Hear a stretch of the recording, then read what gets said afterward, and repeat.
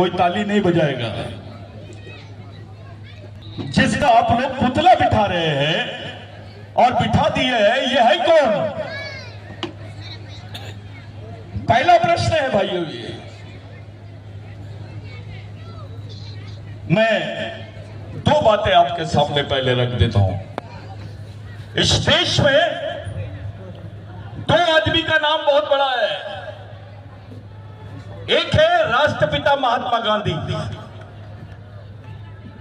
थोड़ा शांत रहिए इधर, उनको शांत करिए इधर। एक है राष्ट्रपिता महात्मा गांधी जो गुजरात के ही थे, और दूसरा है परम पूज्य डॉक्टर बाबा साहब अम्बेडकर। ये दो नाम इस देश में सबसे ज्यादा है। महात्मा गांधी तो नोट पे भी चलते हैं और बाबा साहब का नाम संविधान के जरिए लिया जाता है। ये दो लोग इस देश में सबसे बड़े नेता कहलाते हैं। तो मैं पहले आपको बता देना चाहता हूं, जिनको राष्ट्रपिता महात्मा गांधी बोलते हैं, ये साउथ अफ्रीका से भारत में आए। कांग्रेस का पहला अधिवेशन चल रहा था रामगढ़ में। ऐसे ही पेंडोल लगा हुआ था।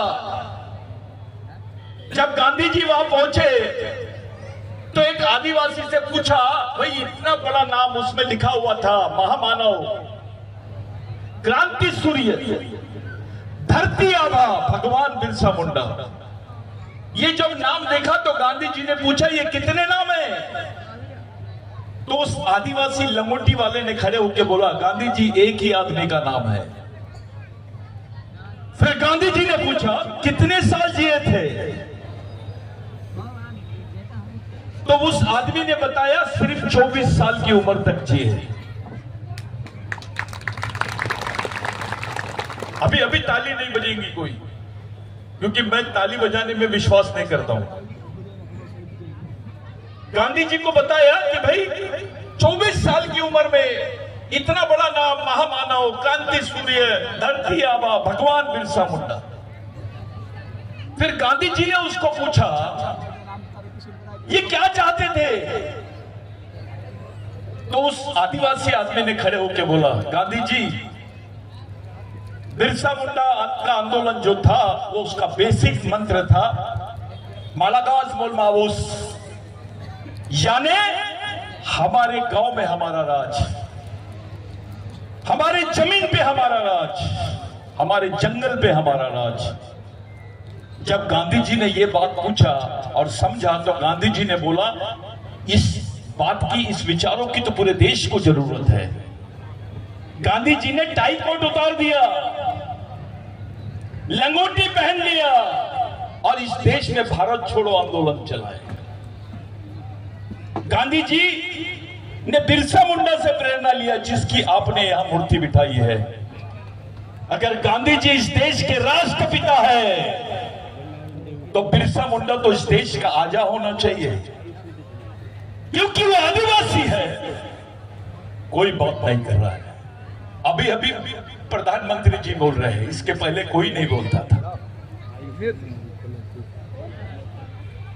दूसरी बात, जिन डॉक्टर बाबा साहब अम्बेडकर को इस देश में सर्वोच्च सम्मान है, वो डॉक्टर बाबा साहब अम्बेडकर भंडारा से इलेक्शन हार गए थे। वही डॉक्टर बाबा साहब अम्बेडकर पहली बार पश्चिम बंगाल से जीते। जब प्रोविंशियल प्रेसिडेंसी थी, पश्चिम बंगाल से डॉक्टर बाबा साहब अम्बेडकर जीते, संविधान सभा के अध्यक्ष बने और उनको संविधान बनाने का मौका मिला। लेकिन जिन लोगों ने सुभाष चंद्र बोस, कांग्रेस ने सुभाष चंद्र बोस के भाई को वहां पर कैंडिडेट बनाई थी, और पूरे आदिवासी जो बिरसा मुंडा के विचारों पर विश्वास करते हैं, उन्होंने डॉक्टर बाबा साहब अम्बेडकर को जिताया। जो बिरसावादी लोग थे, उन्होंने डॉक्टर बाबा साहब अम्बेडकर को जिताया। बाबा साहब संविधान सभा के अध्यक्ष बने और बाबा साहब को संविधान बनाने का मौका मिला। अगर इस देश में बिरसा मुंडा का आंदोलन नहीं होता तो बाबा साहब को संविधान बनाने का मौका शायद ही मिल पाता। ये दोनों लोगों ने प्रेरणा ली। 125 साल बाद में हम लोगों ने हमारे बाप को याद किया। 1 लाख आदिवासी मारे गए थे, 1 लाख, जिसका रिकॉर्ड पे कोई नाम नहीं था। भूखे प्यासे नंगे, झंडो ले लेला। यहां से लेकर झारखंड से लेकर पश्चिम बंगाल, मध्य प्रदेश, छत्तीसगढ़, राजस्थान, गुजरात, ये पूरा जो आदिवासी बेल्ट है, आदिवासी भारत है, ये जल गया था। घबराए थे अंग्रेजी सरकार। वो लोगों ने ब्रिटेन में जाके 1898 में एक कानून बनाया जिसका नाम है लैंड एक्विजिशन एक्ट, जिसको बोलते हैं भूमि संपादन अधिनियम। उस कानून में लिखा हुआ था कि आदिवासी की जमीन गैर आदिवासी नहीं ले सकता है, और गैर आदिवासी तो क्या सरकार भी नहीं ले सकती है। अगर वो कानून इस देश में नहीं होता, आप आदिवासी नहीं कहलाते, आपके बदन पे कपड़े नहीं होते। भाइयों, मैं जो बात बोल रहा हूं वो इसलिए बोल रहा हूं कि इस देश में एक काला कानून था जिसको बोलते criminal tribal bill. Criminal tribal bill यानी गुनहगारी जमात का बिल।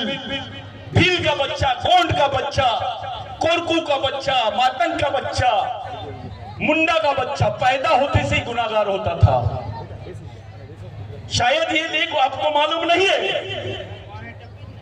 कोई भी आदिवासी दिखा, भील आदिवासी दिखा, तो लोग उसको सड़क पे मारते थे। उसको मरने के बाद भी उस पर कोई एफआईआर दर्ज नहीं होती थी। ये काला कानून था जिसको क्रिमिनल ट्राइबल बिल बोलते हैं। ये अंग्रेजों को उचकाया गया था यहाँ के उच्च वर्णीय द्वारा, और ये कानून बनाया।